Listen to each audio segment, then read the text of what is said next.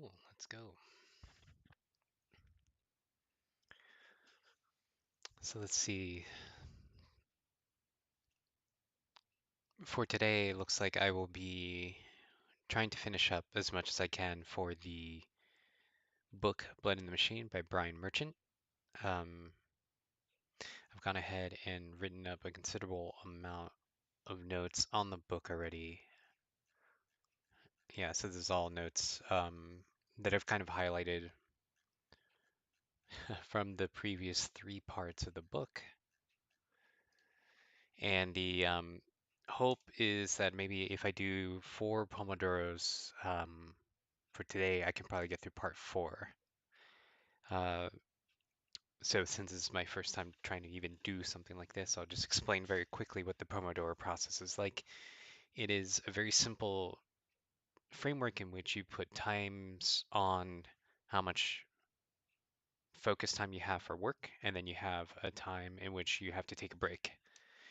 And so I think after 4, you are expected to take a 15-minute break, and then in between, you're supposed to take a 5-minute break, and then all your work periods are 25 minutes long. So what I'll do is I'm going to focus in 25 minutes, and then in the 5-minute breaks I have in between for the Pomodoro stuff, I'm going to go ahead and take a break, see if anyone has any messages of any sort, and if not, just goof off for a little bit, and then get right back into continuing to write notes. Um, so, Blood in the Machine has been a very interesting book. It was released, I think, in 2023. It's a rather recent, but rather prescient book about the Luddite movement fight for maintaining their livelihood in the early 1800s against the automated machines that were being introduced um, to take over their jobs. So it's a very interesting read. I already finished reading it. And I'm just going doubling back to write the notes on what were the important parts in each of the subchapters. Eh, so I guess the story so far is that there's a parallel between the Luddite fight in the early 1800s against automated machines and the fight that we're going to be and have already been incurring for stopping the automation of work and labor with artificial intelligence. So a lot of historical parallels are coming up in which it's the economic state of the world is somewhat similar. You have like an increase in inflation, you have an increase in war. Um, so in this period in time, in the early 1800s, there's a war England versus France that's causing blockades. It's causing trade to be disrupted. Not too uncommon from like the battle that's happened. The battles and wars are waging in Ukraine versus Russia. Then you have the battles in the Red Sea. Um, right now, that are disrupting global trade routes and causing things to inflate in price. And of course, we had the pandemic in the 2020s, which disrupted trade quite a bit, increasing inflation as well. So with that in mind, it was a so it's like that. Those are the sort of parallels are running in between. Um, the things are not quite okay, and the capitalists in both time periods, 1800s and now, are looking for ways to make more money, despite the fact that there's increased inflation and all these other disruptions. So in the early 1800s, it so happened to be that there were um, people studying and developing ways in order to generate more textiles using automated weaving machines or other mechanisms to effectively do the work of what were several people being done by one unskilled person. So this is kind of the shift. Instead of hiring multiple rather um, skilled laborers who spent a majority of their time like working to develop their craft, it's more of like the machine can do it, and the person doesn't even have to be good at the craft to begin with.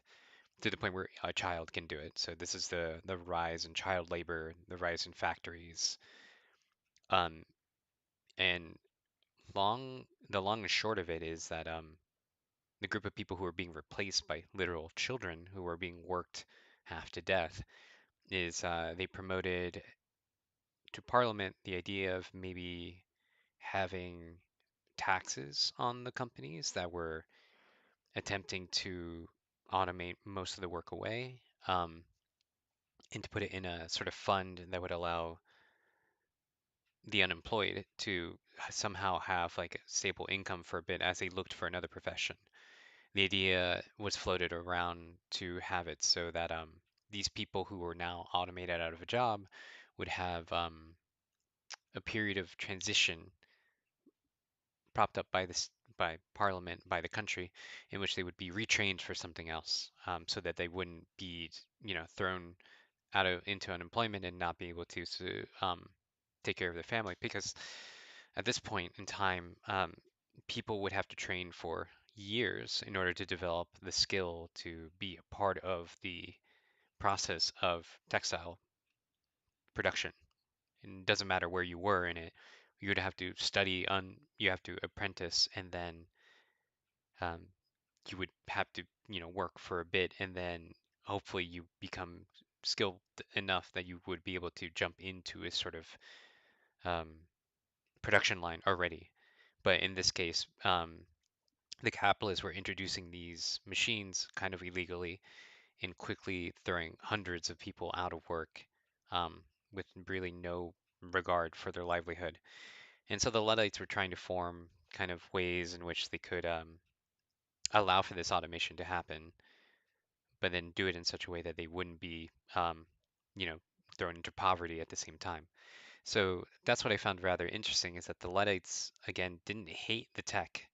In, in fact, they were fine with having a tool that would help them do a very laborious thing much more quickly, something that would save their body from harm because it was very laborious. Um, but the problem that they had was the introduction of the technology was a big problem that the capitalists just introduced all at once, and with no regard to the people they were displacing. So the way this parallels currently is that AI is just being crammed down people's throats. Companies, the executives from the top down are trying to promote the usage of AI and to help reduce the number of laborers, the number of white collar workers, and to just be replaced outright. And then really to with no regard as to like what is going to happen to these tech workers and the departments that they were in after AI just takes over and starts trying to do the work of many people simultaneously when AI is rather new and it's really hard to understand how they fit in. It's just like this recklessness of just the introduction of this technology with um, it's just sort of like complete abandonment as to like the repercussions of what they're doing. So um, yeah, so the Luddites weren't against tech. They just wanted it to be done conscientiously. And um, Parliament was against the idea of any sort of regulation because they felt like because they were in a war, they had to make sure to maintain themselves in some powerful tier. And they thought economically that automation was the way to do it, was the way to make sure that they would continue to be a powerhouse in textile trade and to make sure that that the work was just continued so that they would continue being a powerhouse. And it didn't matter that they sacrificed many of their own citizens to poverty in order for that to happen. And so it's not a great story to end on because inevitably it's like you see the rise in the support for the workers and everything that we're doing.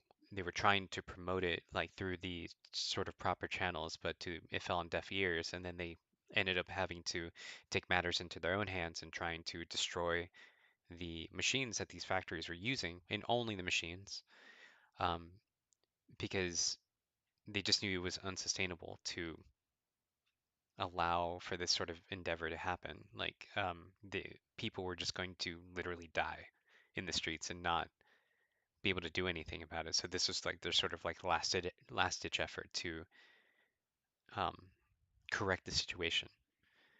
So we're at the part in the book right now in which it's the explanation of the first defeats of the Luddites as they were making campaigns, making strides in 1811, 1812 of like taking down certain factories that were smaller and getting owners to agree to maybe following some sort of regulation and not simply putting people out of work for no reason. And they suffered their first defeat in, let's see, not Horsefall. It's the not that battle, but it was the Cartwright battle, the Battle of Rolfold's Mill in April of 1812. So they suffered their first defeat. Um, Parliament and the juries of the local counties found that the Luddites that were killed that day, it was seen as justifiable homicide because it was Cartwright, the factory owner, who's defending his factory. And after that, there were several other battles that continued going on, um, and it was becomes more of a bloodbath, and more soldiers from Parliament were sent up and trying to prevent the factories from being destroyed because again, the country wanted um, this to be a successful economic endeavor, and yeah, and so the Luddites are kind of like like suffering defeat after defeat and knowing that the government was willing to use lethal force to exterminate them. Um, they were kind of in a really tough position. So this is the title of the fourth part of the book. And then I'm just gonna Pomodoro, just look at my Kindle notes. I'm gonna be typing it out here on the screen, maybe listening to some music on really low volume, and then taking breaks as it goes on. Hopefully with 4 Pomodoros, so 4 25-minute periods of work, I might be done with that this whole section. So here we go. All right, let's get started. Oop, yeah, let's allow it. There you go.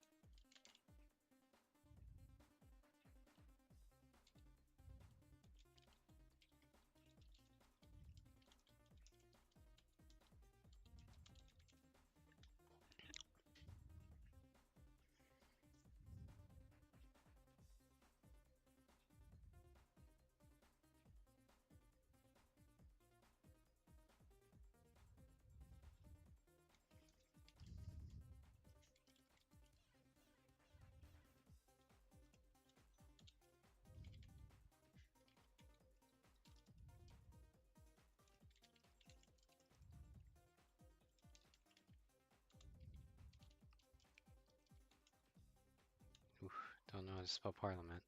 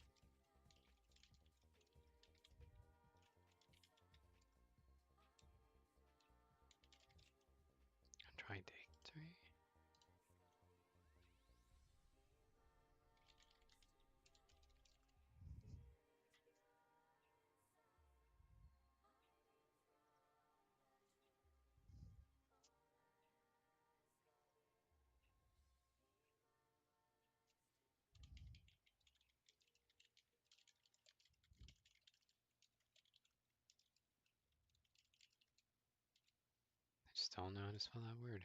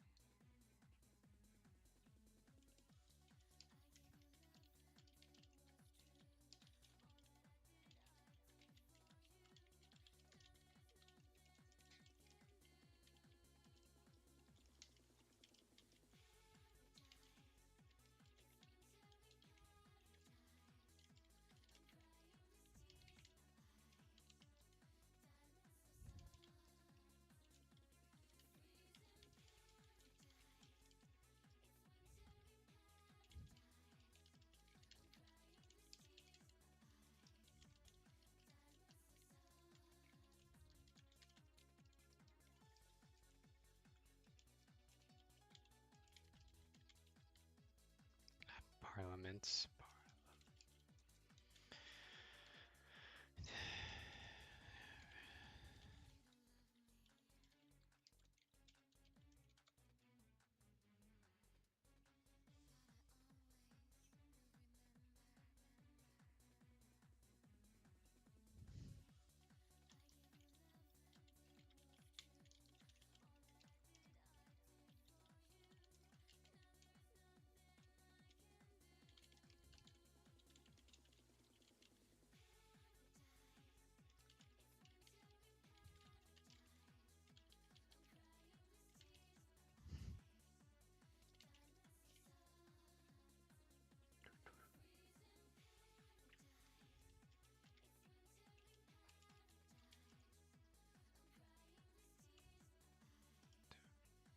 That will be, yeah.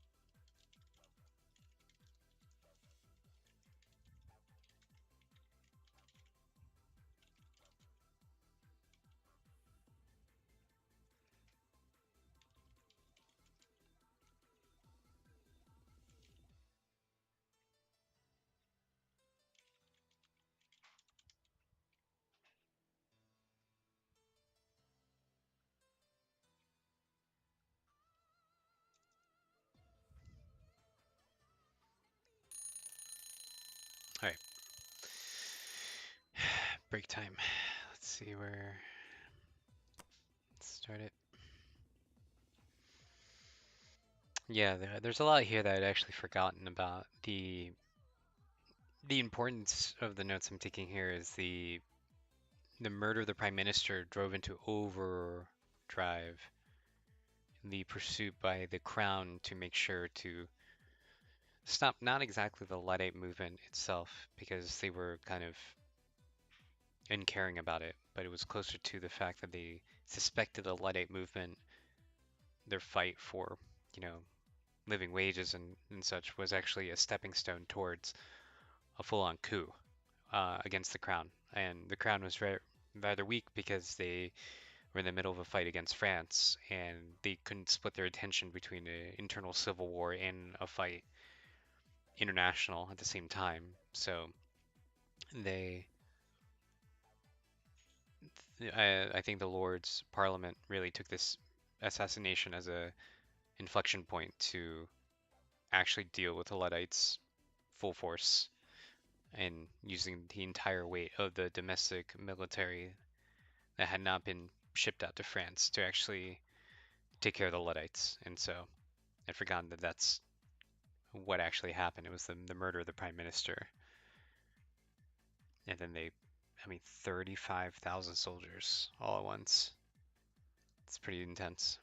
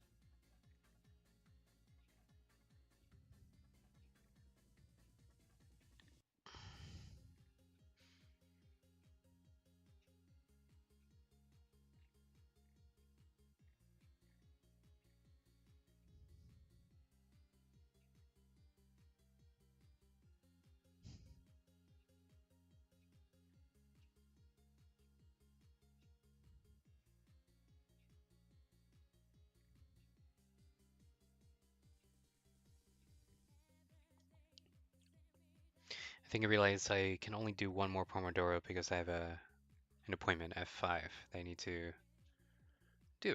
So, but I still think it'll probably take a total of 4 Pomodoros to finish this part 4. But I will definitely have to be much more efficient at these notes. I think I was very slow at the beginning. Eventually, I'm gonna have to make a summarization of these notes into a single page Obsidian note, so that'll be a fun thing to do. Really, what are the most important things to pull out? The 3 most important things to pull out, 3 things I didn't know and learned. This book's very rich, but I think it's a bit of a bear at like over 600 pages to read. So not something quick. All right, here we go. Cool, and second Pomodoro. Let's do it.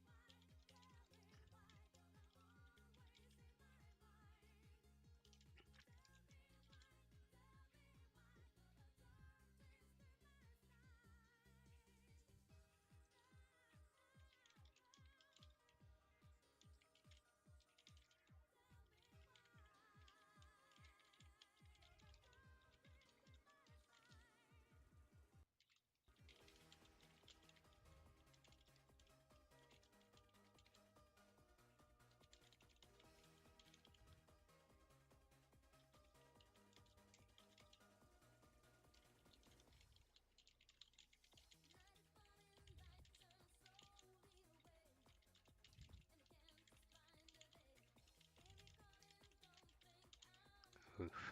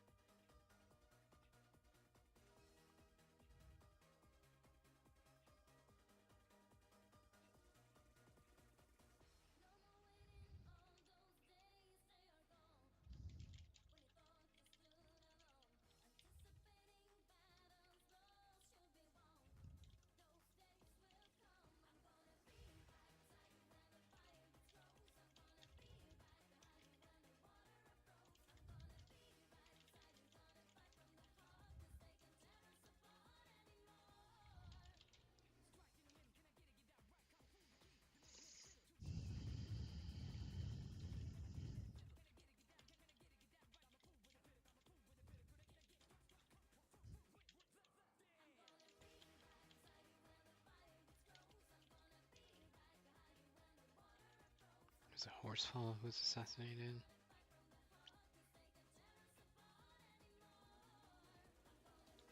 Yeah.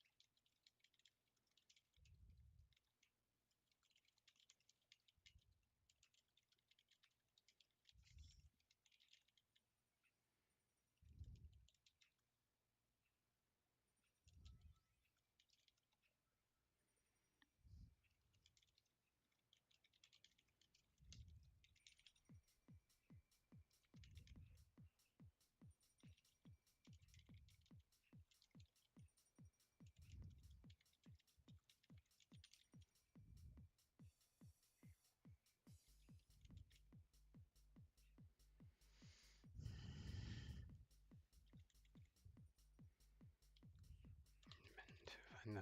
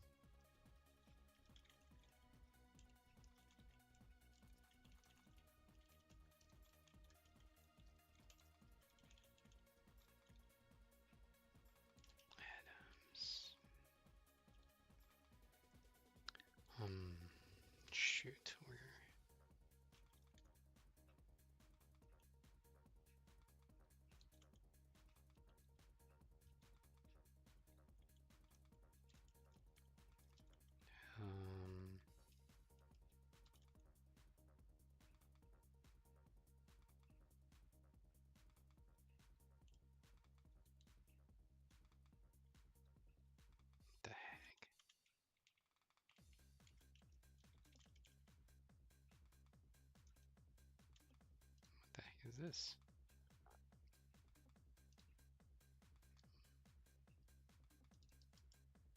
Why'd you make this now?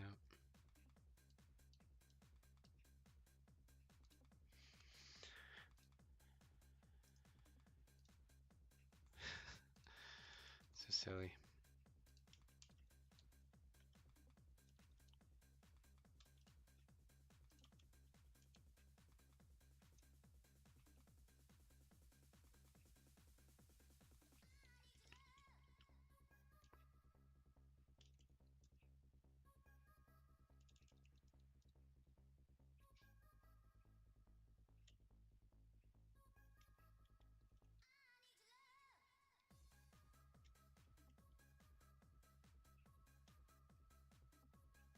Man, why is it so hard to get the...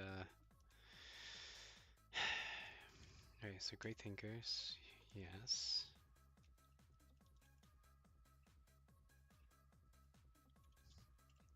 Do I need to... do I need to open this up? Great thinkers. Because it's not in readings. It's in literature notes.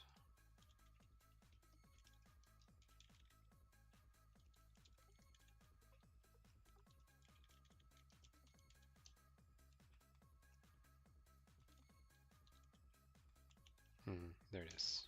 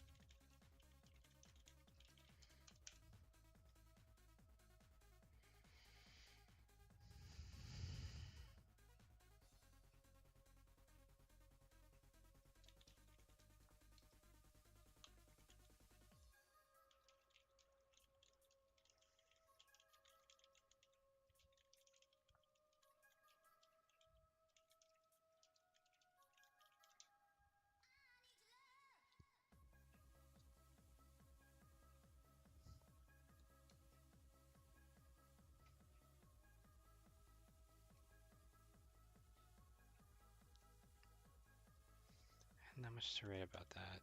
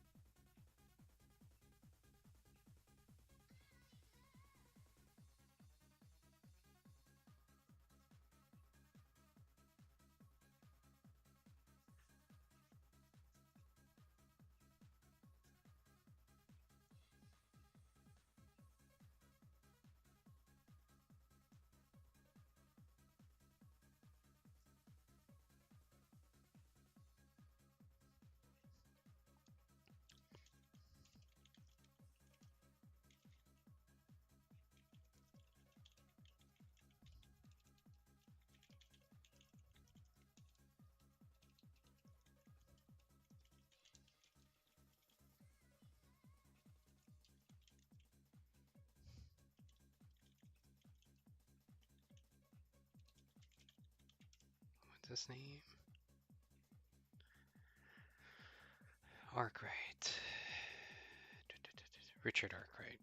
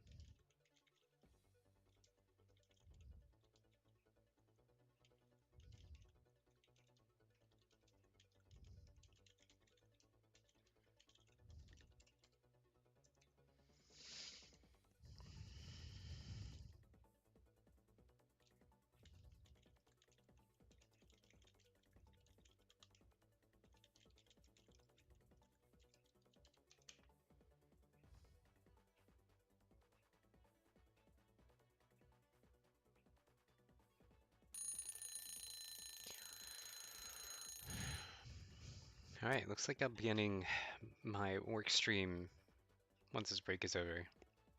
But yeah, I didn't know what to write for Mary. Like she had a good time in Scotland. Like this is really she comes up much later because she's the author of Frankenstein, obviously, and she is the well, her last name changes when she gets married, so it's Mary Shelley. But Mary Godwin Pryor. She Frankenstein story is rather interesting because it's supposed to be a sort of metaphor representation of the Luddites who were being replaced. So like the inventor callously made a monster. The inventor Frankenstein created a monster, kind of just for the sake of doing it, to see how whether he's even capable of creating life or not.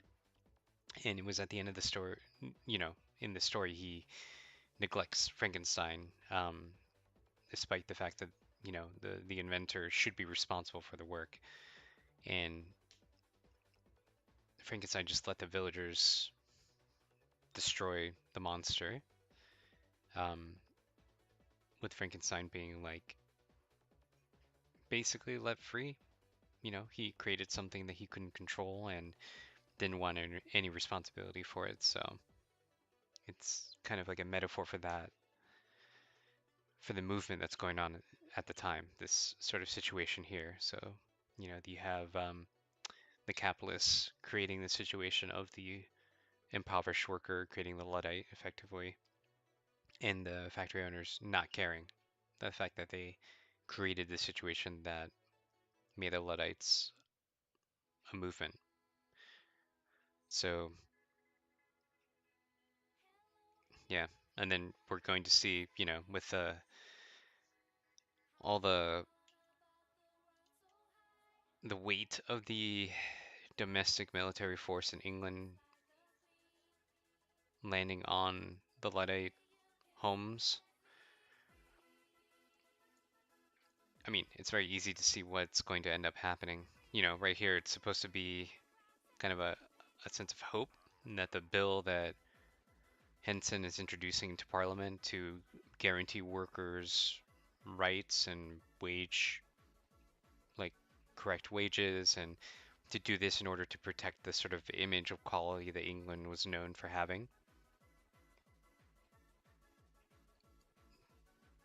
I don't know. It's just they ultimately decided against it. They thought it was better to just push as much product out in order to remain a powerhouse in production, not in the type of production. So this is the beginning of the end of making sure to promote quality over quantity, and it's just quantity from here on out. And honestly, I don't think the majority of that thinking has changed even until now, 200 or so years later.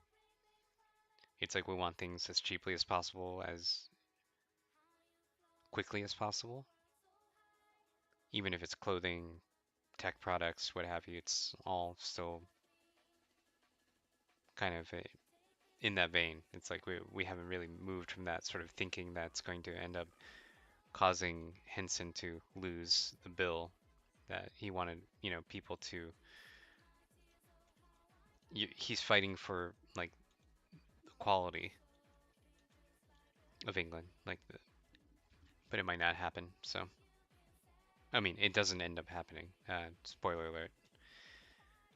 And instead, we're stuck with this sort of sense of disruption at any cost and at any price, even if it means that we end up sacrificing people for capital. Not a great, not a great story to have to land on, but that's history.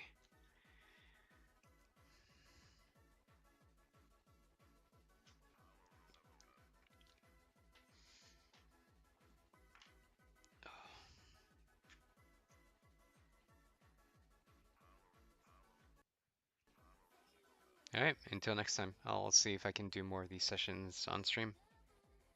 Take care, y'all.